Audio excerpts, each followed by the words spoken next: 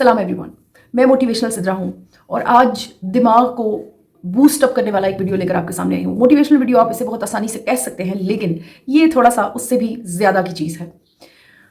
1 साल पहले और फिर ऑनवर्ड्स उससे बहुत पहले तो डेफिनेटली, लेकिन 1 साल से जब ये शाऊर आया कि कुछ करना है, कामयाबी क्या है, कुछ करने का सोचा, तो हमेशा एक ही फीलिंग होती थी। किसी का भी मोटिवेशनल जर्नी देखकर, किसी का भी सक्सेसफुल व्यू पॉइंट सुनकर एक ख्याल आता था कि वाह क्या रास्ता है, कमाल हो गया।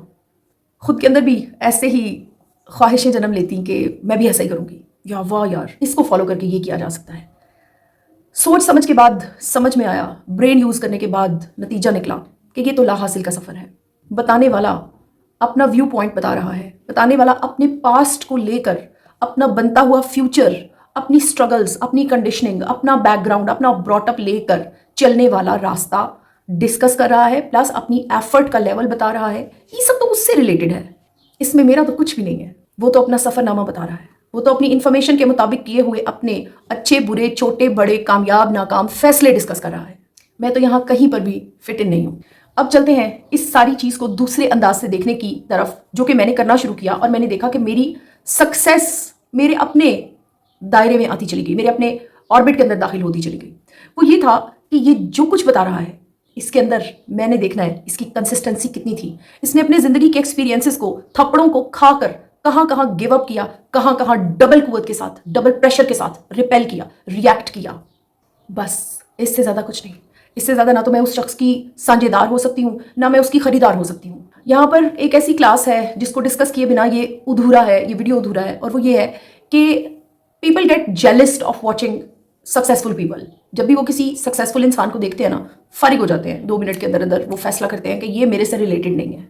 जैसे कि अक्सर लोगों को मैंने देखा है कि बहुत महंगी गाड़ी में बैठे हुए शख्स पर तबसरा कर देते हैं, ये गाड़ियाँ हलाल पैसों से नहीं आती। या यूट्यूब जर्नी को अक्सर जो लोग डिस्कस कर रहे होते हैं, मैंने बहुत सारे दोस्तों को उन पर कमेंट्स करते हुए देखा है कि ये हराम का माल है, या ये तो पर्ची यूज़ करके मिली हुई ग्रोथ है। ऐसे बहुत सारे एग्जाम्पल्स हैं। मेरे अपने बहुत करीब ऐसे लोग हैं जो इतने इतने मंझे हुए खिलाड़ियों को देख कर भी एक्सेप्ट नहीं करते। हाथ अपना नहीं जाता, लेकिन आसान है ना कह देना कि अंगूर खट्टे हैं। अब चलते हैं सोल्यूशन की तरफ। हर कामयाब शख्स को देखकर एक काम जरूर करना चाहिए, उसके माजी को जरूर खंगालना चाहिए। वहां पर नाकामी बहुत ज्यादा होगी, वहां पर भूख होगी, वहां पर अफलास होगा, वहां पर गुर्बत होगी, वहां पर अनसक्सेसफुल रास्तों का अंबार लगा होगा, वहां पर टर्मोइल्स का, मुश्किलात का ढेर लगा होगा।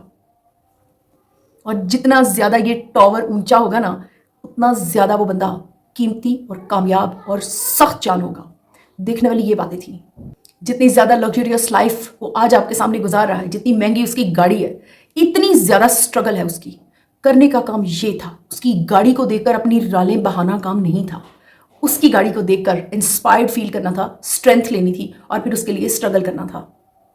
सिर्फ और सिर्फ हार्डवर्क, कंसिस्टेंसी, सब्र, सुकून, पेशेंस, पैनिक नहीं क्रिएट करना, और खामोशी से अपने फॉल्ट्स को एडमिट करके सीखते चले जाना ही कामयाबी का रास्ता है।